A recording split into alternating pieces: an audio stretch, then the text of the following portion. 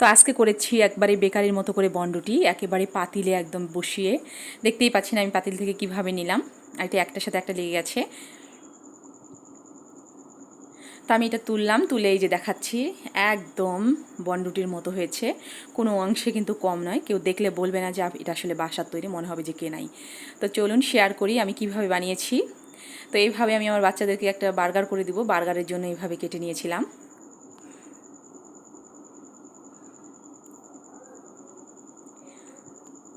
তো আমি আবার এখান থেকে কেটে খেয়ে ফেলছি। তো আসসালামু আলাইকুম, চলে এলাম আমার রান্নাঘরে। এখানে আমি নিলাম,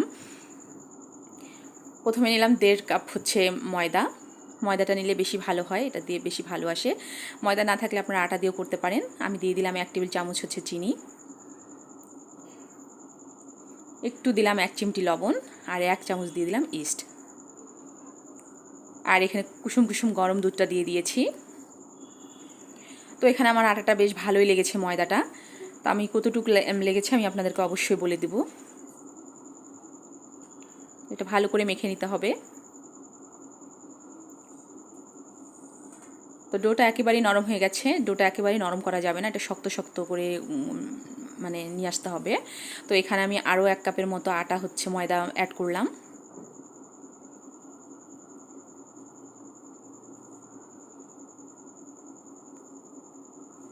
তো এখানে আমার মনে হলো যে নরম হয়েছে, আমি আরও প্রায় 2.5 কাপের মতো আমি হচ্ছে ময়দা এখানে অ্যাড করেছি।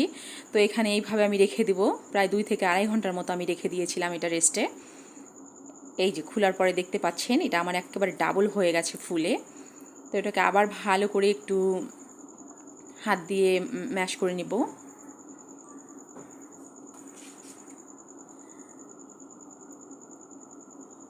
তো এটা যতটুকু পারা যায় ভালো করে হাত দিয়ে এটাকে হচ্ছে মেখে নিতে হবে। তো এখানে আমার বারবার উঠে আসছিল, আমি একটু জাস্ট তেল লাগিয়েছিলাম হাতের মধ্যে। তো এখানে আমি 4টা করে নিয়েছি, আপনারা চাইলে কিন্তু আরও ছোট করতে পারবেন, আপনারা আপনাদের ইচ্ছা মতো করে নিতে পারবেন। তো এখানে আমি হাতের মধ্যে তেল লাগিয়ে এখানে একটা শেপ দিয়ে দিয়েছি।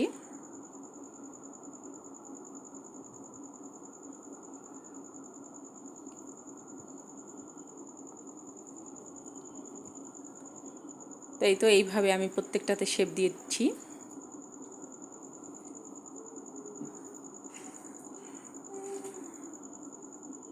তো এখানে আমি 4টা রেখেছি, এটা আবার রেস্টে রাখবো আধা ঘন্টার জন্য। আধা ঘন্টা পরে এটা ডাবল হয়ে গেছে আবার ফুলে। তারপরে এখানে নিয়ে নিচ্ছি ডিমের একটা কুসুম, সাদা অংশটা কিন্তু নেওয়া যাবে না। তো যেহেতু আমার আসলে ব্রাশ নাই, আমি ব্রাশ কিনিও নি, এটা আসলে হঠাৎই করা, তাই হাত দিয়ে এটা মেখে মেখে দিচ্ছিলাম ডিমের কুসুমটা।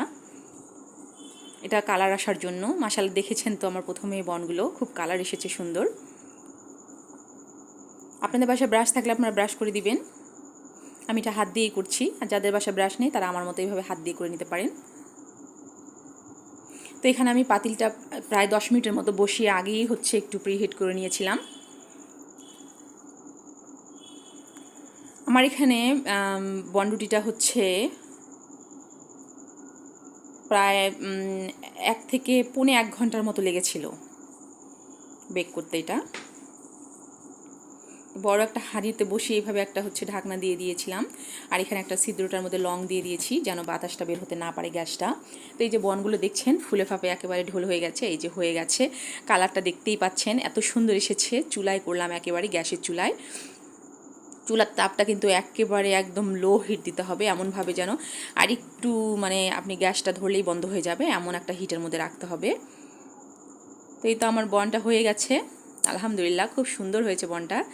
নিচে একটু লেগে গিয়েছিল, তো আমি দেখাচ্ছি আপনাদেরকে ভেঙে, একেবারে পারফেক্ট হয়েছে।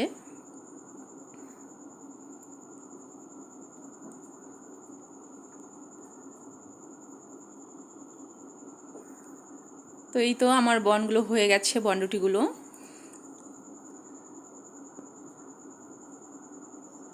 তো বাচ্চাদেরকে এখানে আপনি হচ্ছে মানে খুব সুন্দর হয়েছিল, বার্গার করে দিতে পারবেন এই বনটা দিয়েই। কালারটা দারুণ এসেছে মাশাআল্লাহ, একদম বেকারির মতো কালার চলে এসছে।